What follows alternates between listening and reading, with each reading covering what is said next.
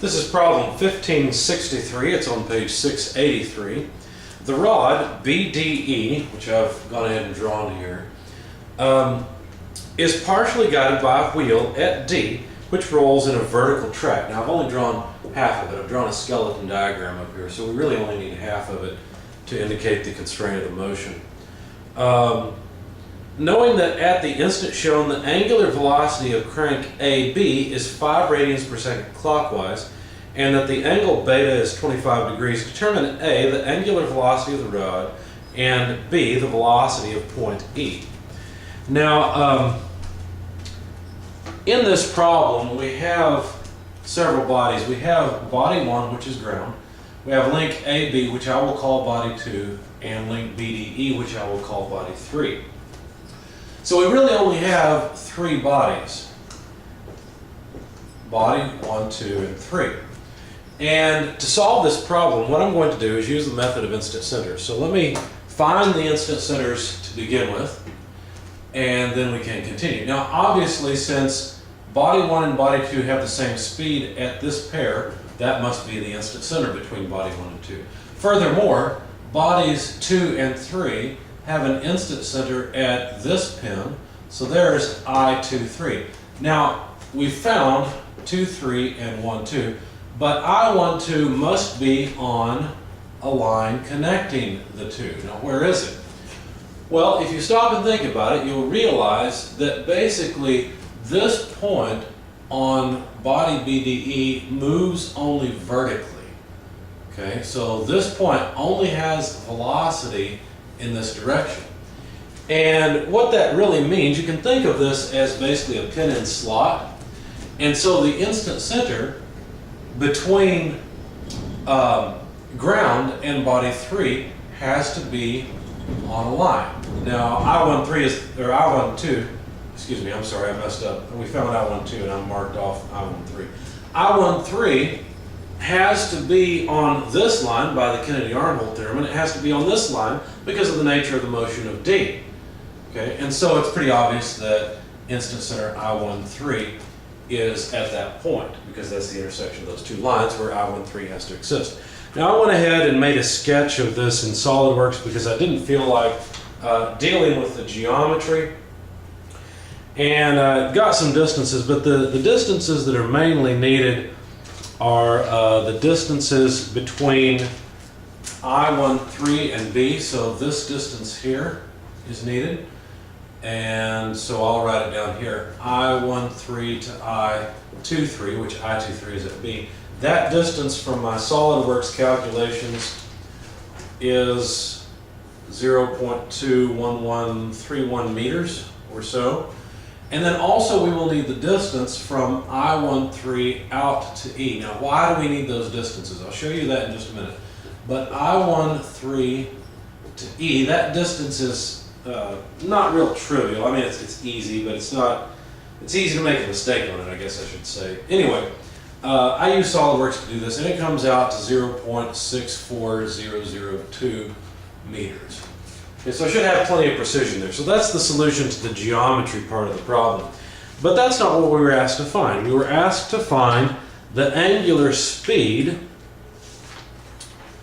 Let me read it again quickly. We were asked to find the angular velocity of the rod and the velocity of point E. So we need the angular velocity of length 3. Now the definition of I13 is that's the point on ground that 3 appears to be rotating about at this instant in time, or at this position. And so if we want the instant center, or excuse me, if we want the angular speed of 3 and it's rotating about this point, then we need the linear speed of some other point. Now we were given that the angular speed of 2 was 5 radians per second, and it was rotating, let's see, clockwise. So we know that 2 has an angular speed omega 2, 5 radians per second. How does that help us? Well, that will give us the linear velocity of point B, because we know point B has to be moving off like this. In fact, the velocity of, let's just call it the velocity of B, even though this is the point I23, that would simply be omega 2 multiplied by the distance between I12 to I23. Okay, so that is 5 radians per second, which we will multiply by the distance, which I said we'll need this distance, but that was given in the figure. That was 120 millimeters, so 0.12 meters. Radians go away for free. And then the velocity of point B is simply 0.6 meters per second. So there's the velocity of point B, but that's again not what we were asked to find. Now we can actually find the angular velocity of body 3. Why? Well, if body 3 is rotating about this point, and we know the velocity at this point, at B, then we can get the angular velocity of 3 by considering 3 to just rotate about this point. In other words, omega 3 multiplied by I23 to I13. I should have done it this way. I13 to I23. Okay? So this is just V equals omega cross R. Now, omega 3 then must be the velocity of B divided by I13 to I23. And so that omega 3 is then 0.6 meters per second divided by the distance. Now, like I said, we'll need that distance. We already got it from SolidWorks, 0.21131 meters. The meters go away. And then the angular velocity is 2.84 radians per second. Now, we need to know if that's clockwise or counterclockwise.